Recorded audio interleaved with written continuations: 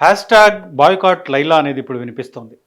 ఈ మధ్య కాలంలో సినిమా ఫంక్షన్స్‌లో రాజకీయ ప్రసంగాలు ఎక్కువయ్యాయి. అభిమానుల్లో ఊపు పెంచాలని కావచ్చు, లేక రాజకీయ ప్రయోజనాల కోసమో, ఫ్యాన్స్‌కి ఒక ఫీలర్ ఇవ్వడం కోసమో కావచ్చు.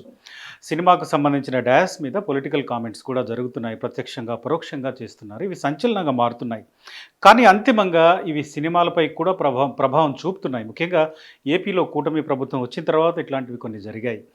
అవి వైసీపీని టార్గెట్ చేసిన కామెంట్స్ కొన్ని కనిపించాయి. Ram Charan Tej game changer pre release ఈవెంట్‌లో డిప్యూటీ సీఎం పవన్ కళ్యాణ్ జగన్‌ని విమర్శించారు. దీంతో గేమ్ చేంజర్ సినిమాకు నెగెటివ్‌గా వైసీపీ శ్రేణులు సోషల్ మీడియాలో పెద్ద ఎత్తున ప్రచారం చేశారు. ఈ మూవీ అనుకున్నంత ఫలితాన్ని సాధించలేకపోయింది. అంతకుముందు సాయి ధరమ్ తేజ్ రిపబ్లిక్ సినిమా వేదికపై కూడా పవన్ కళ్యాణ్ అప్పటి వైసీపీ ప్రభుత్వంపై ఇట్లాంటి కామెంట్స్ చేశారు, విమర్శలు చేశారు. ఈ సినిమా విషయంలో కూడా వైసీపీ శ్రేణులు గట్టిగానే ఫైట్ చేశాయి. ఇప్పుడు లేటెస్ట్‌గా విశ్వక్సేన్ లైలా సినిమా టాపిక్‌గా నిలిచింది. ఈ ప్రీ రిలీజ్ ఈవెంట్‌లో కూడా ఇట్లాంటి కామెంట్స్ కొన్ని వినిపించాయి. ఈ ఈవెంట్‌కి చిరంజీవి ముఖ్య అతిథిగా వచ్చారు. ఈ సమయంలో ఆయన జై జనసేన అంటూ అక్కడికి వచ్చిన ఫ్యాన్స్‌లో ఉత్సాహం నింపారు. అక్కడి వరకే పరిమితమై ఉంటే ఈ చర్చ వచ్చుండేది కాదు. కానీ ఆ తర్వాత సినీ నటుడు పృథ్వీ అన్న మాటలు ఇప్పుడు చర్చగా మారాయి. పృథ్వీ చేసిన కామెంట్స్ ఇప్పుడు లైలా సినిమాను ఇరకాటంలోకి నెట్టాయి. పృథ్వీ గతంలో వైసీపీలో ఉన్నారు. ఇప్పుడు ఆయన జనసేనలో కొనసాగుతున్నారు. దీంతో లైలా సినిమా ఈవెంట్‌లో వైసీపీని ఆయన కొంత చులకన చేసి మాట్లాడారు అనే చర్చ ఉంది.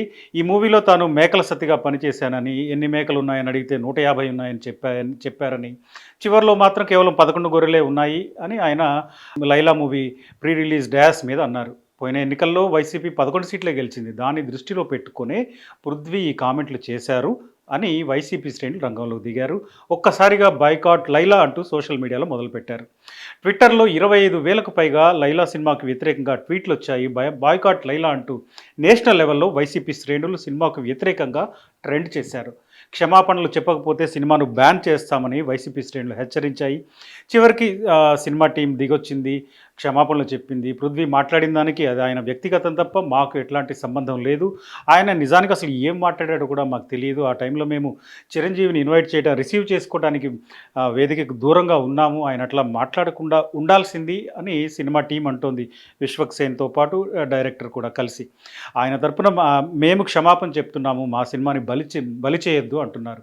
పృథ్వీ చేసిన కామెంట్స్‌కు మా సినిమాను బ్యాన్ చేయాలి అనటం సరైంది కాదు అంటూ విశ్వక్సేన్ కన్నీళ్లు పెట్టుకున్నంత పని చేశారు. నా సినిమాకు మీ అందరి సపోర్ట్ కావాలి అని అంటున్నారు. సో పృథ్వీ కామెంట్స్‌కి విశ్వక్సేన్ క్షమాపణలు చెప్తున్నారు. మరి ఈ క్షమాపణలని వైసీపీ శ్రేణులు తీసుకుంటాయా? సరే అని సర్దుకొని లైలా సినిమాకి వాళ్ళు ఇచ్చిన బాయ్‌కాట్ లైలా అనే హ్యాష్‌ట్యాగ్‌ని వెనక్కి తీసుకొని దాని దారిన ఆ సినిమాని నడవని అని వదిలేస్తారా? లేక ఈ సినిమా మంచి చెడు పైన వైసీపీ శ్రేణుల ఆగ్రహం ఇంపాక్ట్ చూపిస్తుందా? చూడాలి.